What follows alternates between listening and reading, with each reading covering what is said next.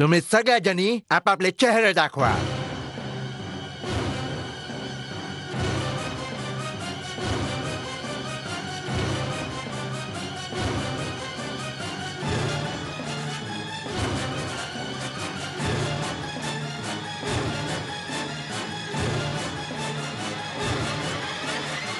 श्रीमंत, पाहुणे यायला सुरुवात झाली आहे. काका, पूजेची तयारी पूर्ण झालेली आहे. हो हो. महाराज निघाले का? हो काका, महाराज अगदी लवकर इथे पोहोचतीलच. अरे देवा. मोरोपंची ते जे आपण पाहिलं ते सगळं नंतर सांगा. आधी मनूला सांगा लवकर तयार हो, महाराज येत आहेत. महाराज येत आहेत? हो. मग तर हुजूर स्वतःच्या डोळ्यांनीच पाहतील. काका, अहो काका. बाळा, मनू ताईला सांग की लवकर तयार हो, महाराज येत आहेत. बरं तात्या, ती जी पाहुण्यांसाठी व्यवस्था केली आहे ती आपण पुन्हा एकदा जरा पाहून येऊया. आता कसं लपवणार? महाराज स्वतःच येऊन पाहतील.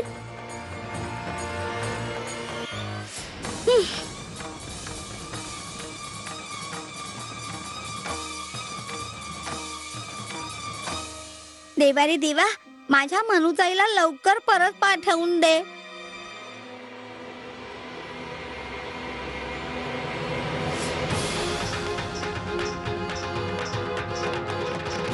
तुम्ही आमच्यावर आमचा चेहरा दाखवायची जबरदस्ती नाही करू शकत. हे आमच्या संस्कृतीच्या विरुद्ध आहे. व्हॉट? हो, बाजूला व्हा आमच्या रस्त्यातून.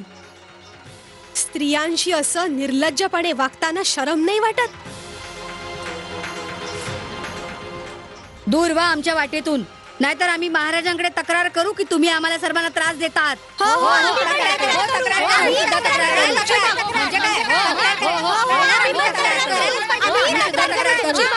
Okay okay okay, surgeons, come on.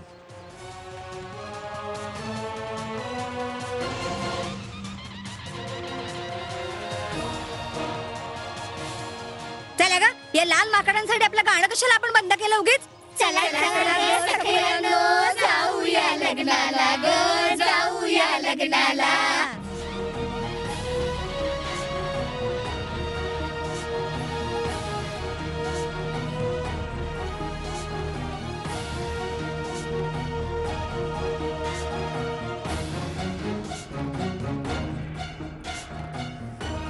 सुस्वागतम महाराज, सुस्वागतम. आपलं स्वागत आहे, यावे. आपण सर्वांनी आत आपापलं स्थान ग्रहण करावं. आम्ही माननीय मोरोपंतांशी काही बोलू इच्छित आहोत. जी महाराज.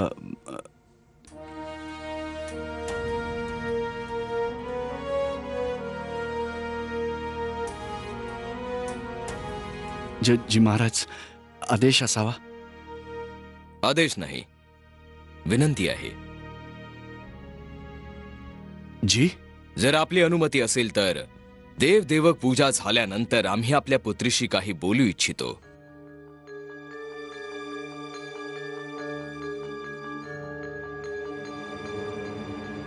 जी. नाही नाही, अशी काही गंभीर गोष्ट नाहीये.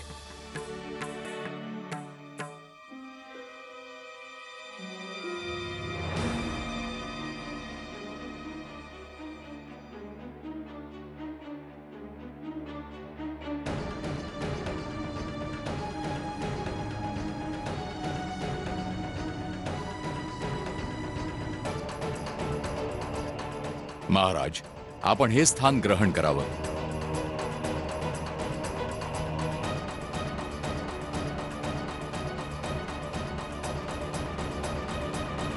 माफी असावी हुजूर. आम्ही ऐकलंय की जर शोहरने आपल्या होणाऱ्या बेगम बरोबर बसून इबादत केली तर जिंदगी खुशो खुरम गुजरते.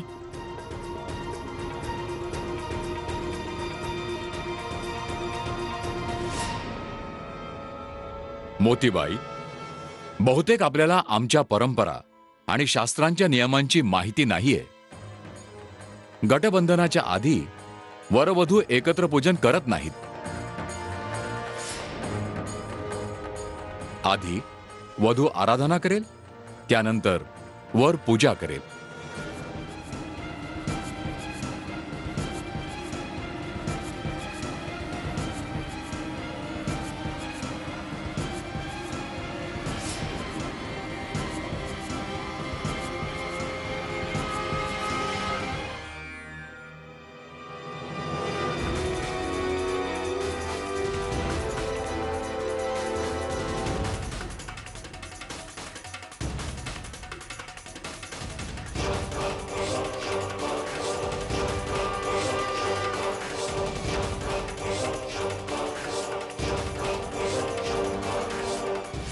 सर्वप्रथम महाराणीजी देवी मातेला प्रदक्षिणा घालतील, नंतर वरवधूला कुंकवाचा टिळा लावला जाईल. मणिकर्णिकाजी, आता आपण देवी प्रदक्षिणेला सुरुवात करावी.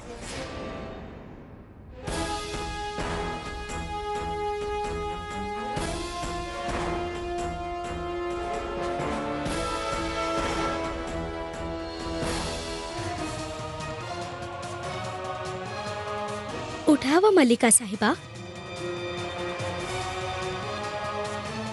कृपया आता आपण देवी प्रदक्षिणेला सुरुवात करावी.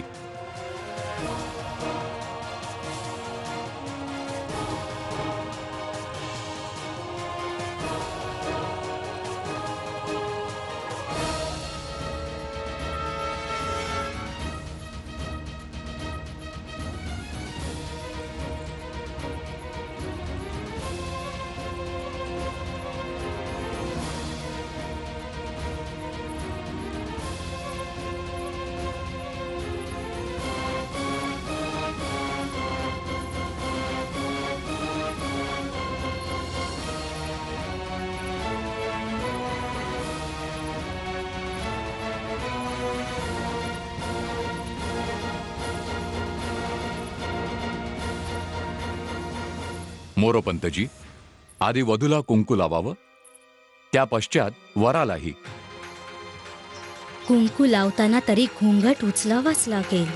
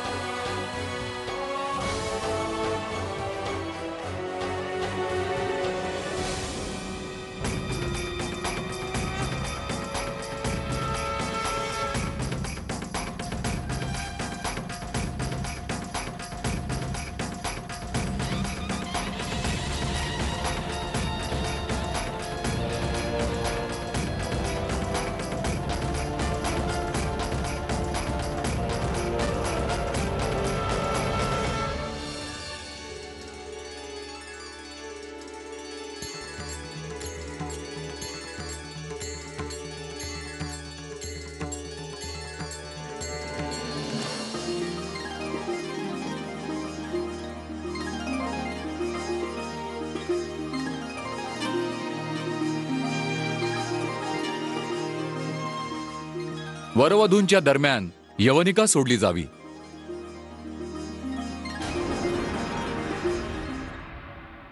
महाराज, आपण इथे आसन ग्रहण करावे.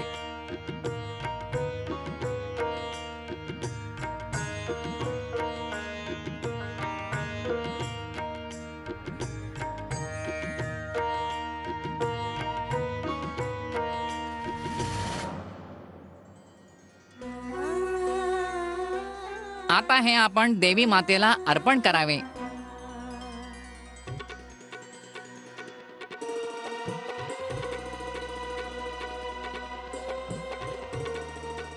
याचा अर्थ हा झाला की कन्या पितृऋणातून मुक्त झाली. आता ती वरासोबत गृहस्थ जीवनाचा भार उचलण्यास पात्र झाली.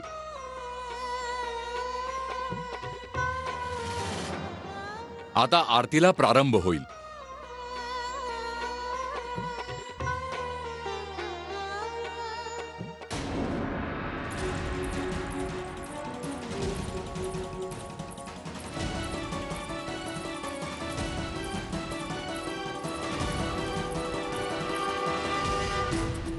अरे देवा, तुम्ही आरती सोडून चालला आहात?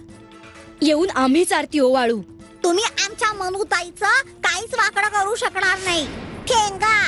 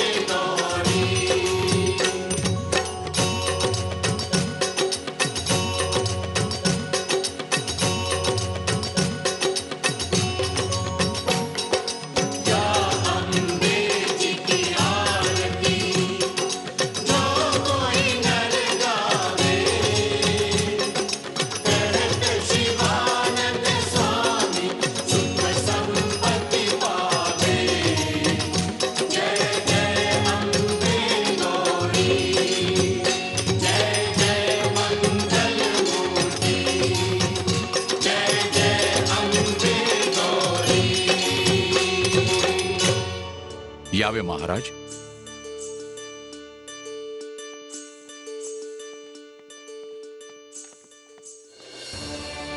सुंदर, आता बाहेर ये तू.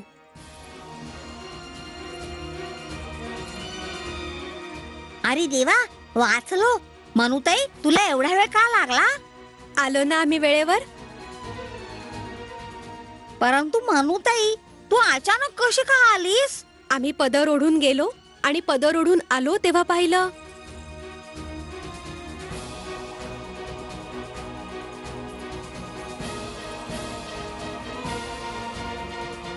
कुणाला कळलंही नाही की महाराणींच्या जागी सुंदर बसली होती.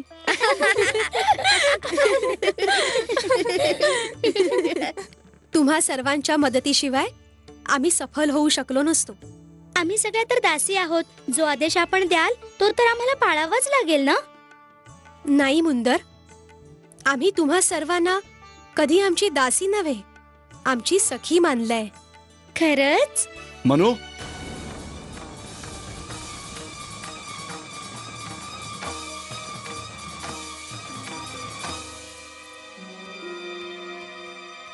बाळा, महाराजांना तुझ्याशी काही बोलायचंय.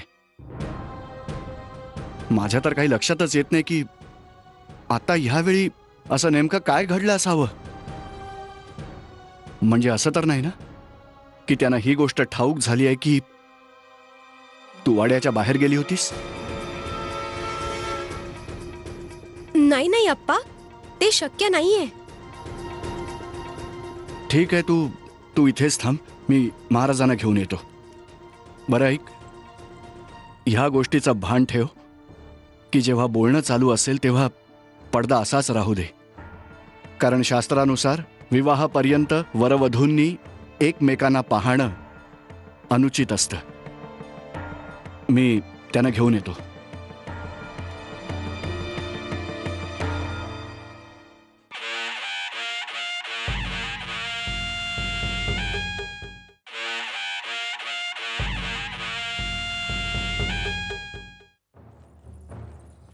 मनुताई, आले.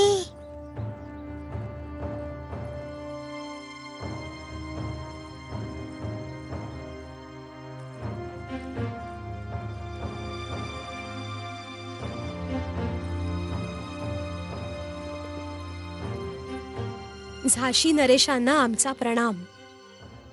प्रणाम. अप्पा सांगत होते की आपल्याला मला काही विचारायचंय. जी, तशी काही गंभीर गोष्ट नाहीये, परंतु एक कोडं अवश्य आहे ज्याविषयी आपल्याशी बोलायचंय.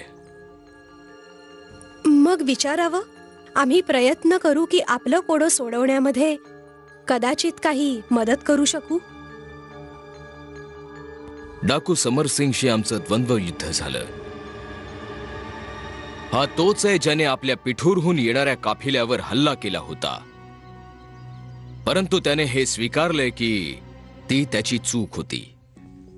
जर त्याने आपल्या राजांच्या समोर आपली चूक कबूल केली तर नक्कीच ते त्याचं प्रायश्चित्त असेल. चूक करणाऱ्याने जर आपली चूक कबूल केली तर त्याला क्षमा करावी.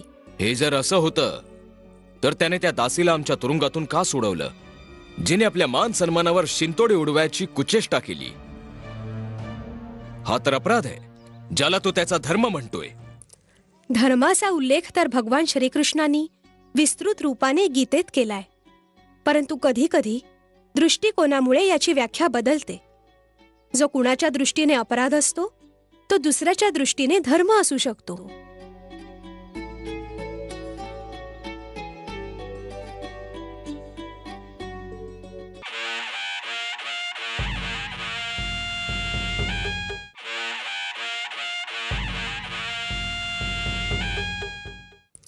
धर्माचा उल्लेख तर भगवान श्रीकृष्णांनी विस्तृत रूपाने गीतेत केलाय. परंतु कधी कधी दृष्टिकोनामुळे याची व्याख्या बदलते. जो कुणाच्या दृष्टीने अपराध असतो तो दुसऱ्याच्या दृष्टीने धर्म असू शकतो. आम्ही आपल्या उत्तराशी सहमत आहोत, परंतु एक शासक असल्यामुळे हे जाणणं आमचं कर्तव्य आहे की एका कुख्यात डाकूचं हृदय परिवर्तन कसं झालं. राजन, कधी कोणाला कुठली घटना प्रभावित करू शकेल हे कोणीच नाही जाणू शकत. रत्नाकर डाकू एका क्षणात वाल्मिकी झाला. जर एखाद्या समस्येची उकल करण्यात विघ्न उत्पन्न होत असेल तर राजाचं हे कर्तव्य आहे की तिला समस्येच्या रूपात पाहू नये. मग उत्तर नक्कीच मिळेल. आणि काही विचारायचंय राजन? नाही. आपल्याशी बोलल्यानंतर आम्हाला फार बरं वाटलं. आपण आमच्या प्रश्नांची उत्तरं किती बुद्धिमत्तेने आणि अगदी सहजतेने दिलीत. इतक्या ज्ञानवर्धक गोष्टी आपण कुठून शिकलात? आम्ही ज्या परिस्थितीत वाढलो तिथे अशाच प्रकारच्या चर्चा घडत असत. आम्ही आमच्या आप्पांना प्रत्येक समस्येचं समाधान धर्मशास्त्राच्या आधारे करताना पाहिलंय. आणि आमच्या आजोबांनी आणि तात्यागुरूंनी सदैव आम्हाला मार्गदर्शन केलंय. आम्ही जे जाणू इच्छित होतो त्या सर्व प्रश्नांची उत्तरं आम्हाला मिळाली. आम्हास आज्ञा असावी. महाराज, जी. कृपया आपला उजवा हात पुढे करावा.